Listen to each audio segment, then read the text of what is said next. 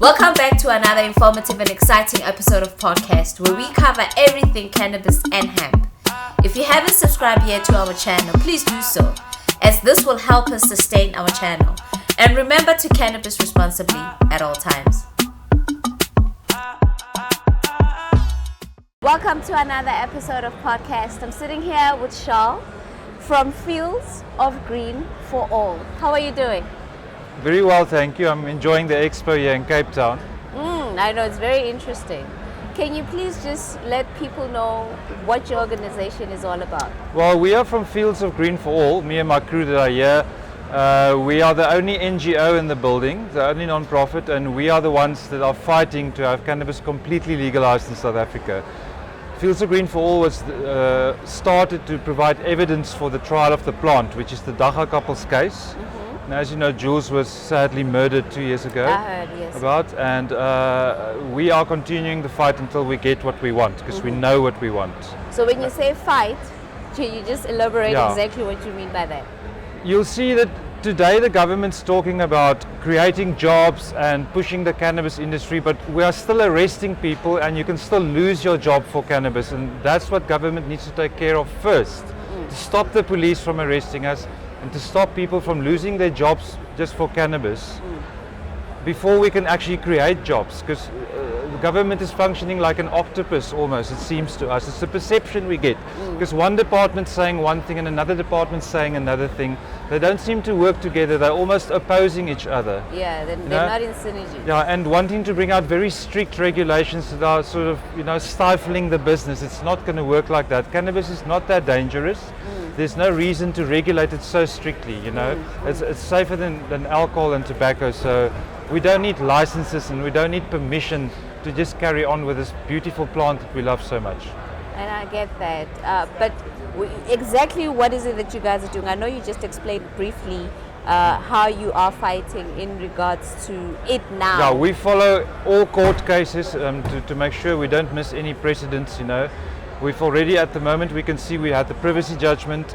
There's been a precedent about warrants, so we know now the police cannot enter your private space without a warrant. So cannabis law in South Africa is based around privacy, and we're fighting to maintain what we got already. We got the privacy judgment to make sure that we can keep that forever, because they can't take it away from us now. We are fighting in the courts, Our case is not finished. The trial of the plant is only half heard. The evidence for cannabis, the proof that it is actually quite a safe, healthy plant that should be everywhere because people love it. And it is everywhere. Now that evidence, that scientific evidence, has never been heard in a court. So it's never been evidence in court.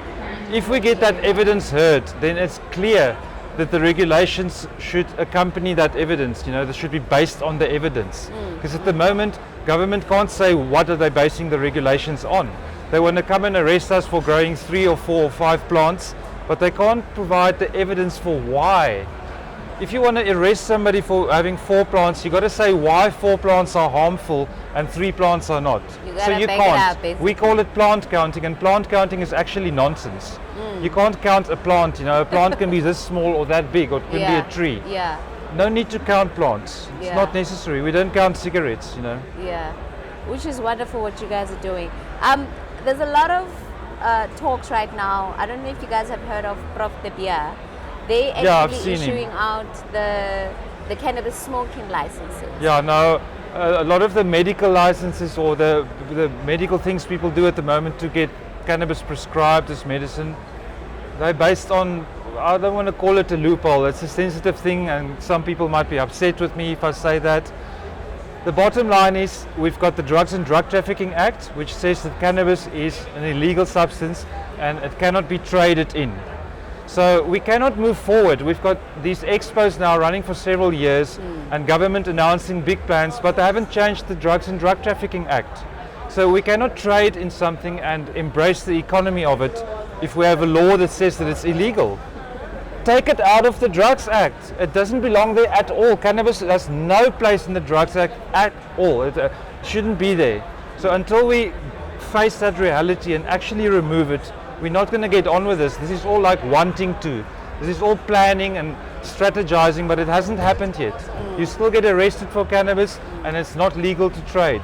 And then at the same time, then you are unable to get a job because you've been arrested. And a lot of people right now, especially the Rastafarian community, they're unable to find jobs due to the fact that they have the cannabis thing at the back of them because they've been arrested. Yeah, you and I can have a whole episode just on police brutality. I get phone calls every day. I've been doing this for 8 years. People phone me when they get arrested. Sadly, I'm not Batman. I don't jump on a plane and go and help them. But all I do is to help them to empower themselves. We have this booklet called Know Your Rights. If you know your rights as a cannabis user, and you should, because if you use cannabis or go around with cannabis, grow it or have clones, whatever, you need to know your rights. If you don't know your rights, you're not going to know what to do when the police rock up. And trust me, the police are pretty corrupt. They like to lie to people, especially when it comes to cannabis. The police are not to be trusted.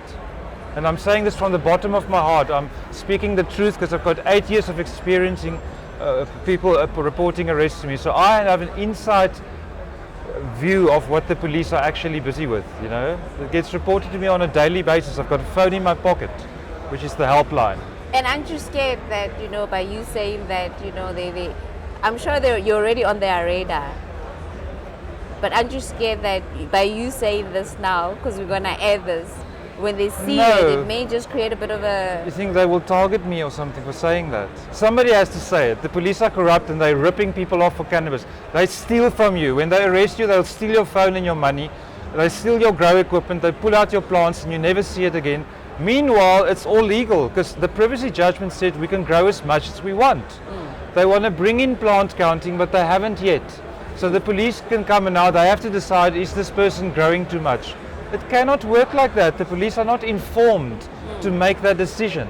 They act on whims and misinformation in that situation. Have you guys tried to work with the police and educate them in terms of what We've tried to work with government because the police don't listen to us. We've got a public campaign called Stop the Cops. Our manifesto is on our website. It clearly states what we want.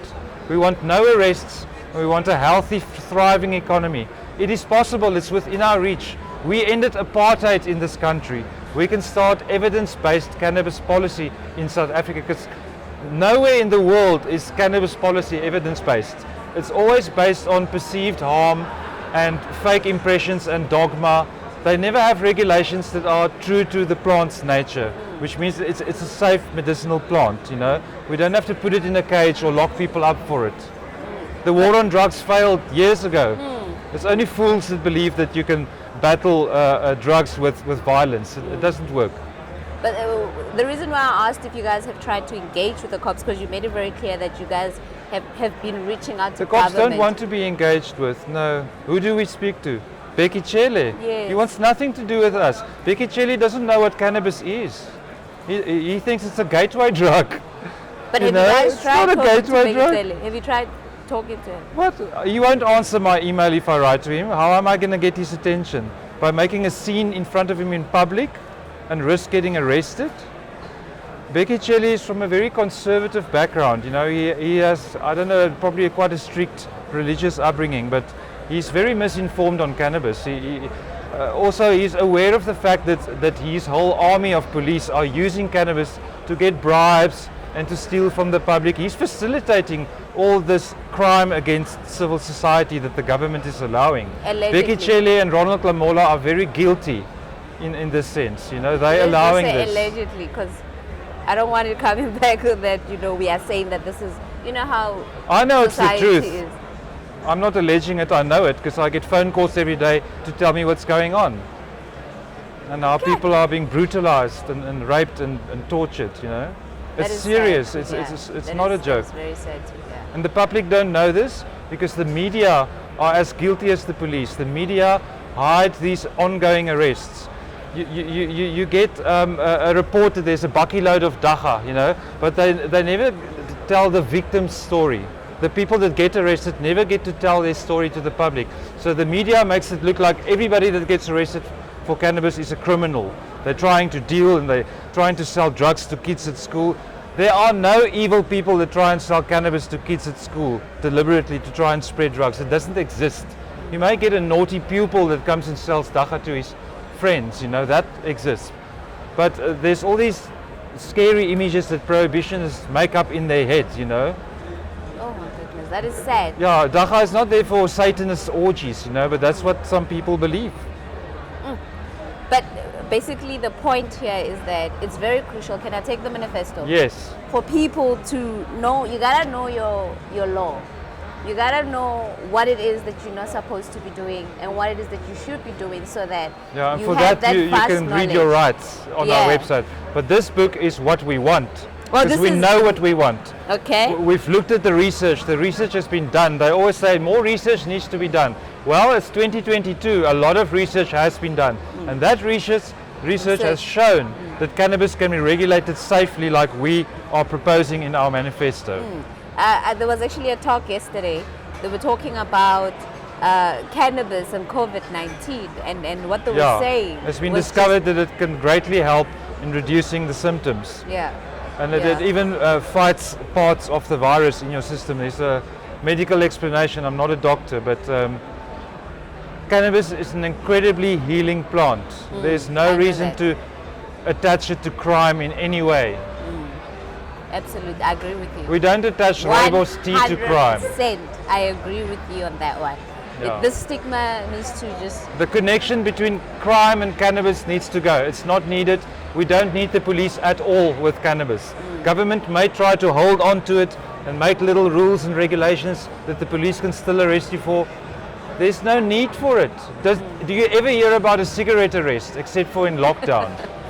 Except for There's no need to arrest somebody for cigarettes or drinking tea or eating chocolate. So why arrest them for cannabis? It's pointless and it's nonsensical if you look at the science. I really want to continue having a discussion with you in regards to this, but time is not on my side. Okay, are we running out? Yeah, we're running out of time. Fortunately, I can talk a lot. We can carry on for another hour if you want. We can definitely schedule another, Yes. interview. Or better yet, how about you get me to your show and then we discuss this further? Yeah, you can come on the Hot Box show. Yeah, We'll you invite you on. I'd love to have you on. I'd love that very much. Yeah. Please do give people your contact details, where it is that they can reach you. We have a website. It's called fieldsofgreenforall.org. .org. Not .co.za, .org.za. I almost said CO. Okay. If you type in .co.za, it'll redirect you. Oh, but okay. best to remember the right one. And on that website is enough reading to keep you busy for a weekend or more, maybe. And if they want to engage with you, This do they entire still- book is free to download as a PDF. You can put it on your tablet and study it. You can know your rights by going to our website. It will take you half an hour to familiarize yourself with how the law works, so that in an arrest situation you can help yourself. If you want to start a dacha private club, government's talking about responsible adult use coming in to be legalized. Even if that happens, the clubs are going to remain, because the clubs are there for people to exercise their right to privacy, to So use are these cannabis. like the social cannabis clubs? It's a private club. It's still social, but it's private. It's a group of adults giving consent together to exercise their right to privacy as a group. So a private club is still private, even though it's more than one person. You can think of sex. Sex is a private thing. It happens in your bedroom. It's none of the government's business. Yeah. So it's none of the government's business what you do with a plant in your private space.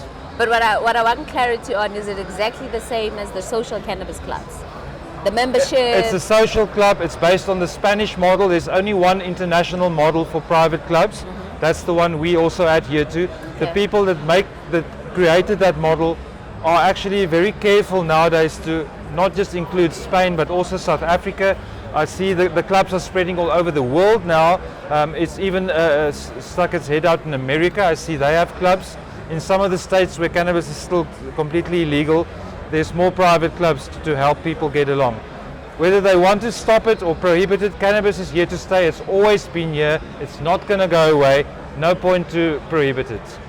Awesome. And your phone number for those that Our want phone number is on our website. You can always call me if you get arrested. This phone is on 24 hours a day. Give if your I miss website your again. call when I'm in the shower, I will Return phone it. you back afterwards. I even get calls in the middle of the night. But it's fieldsofgreenforall.org.za. I hope you have that. We're on social media. We're on YouTube, Facebook, Twitter, Instagram. You'll find As us what? everywhere. We're As- even on TikTok. Fields of Green for All. Okay then. Are we good? Yes. Okay. Thanks for having me, Mo. No, I'm so happy that I had you. I want to continue having this conversation with you, but like I said, you're going to have me come to your show and then we can just gel and have this discussion further. Yes. And that is all. Please do remember to cannabis responsibly at all times.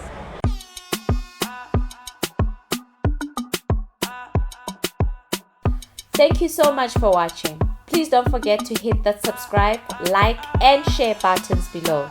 We would also appreciate your comments. And remember to cannabis responsibly at all times.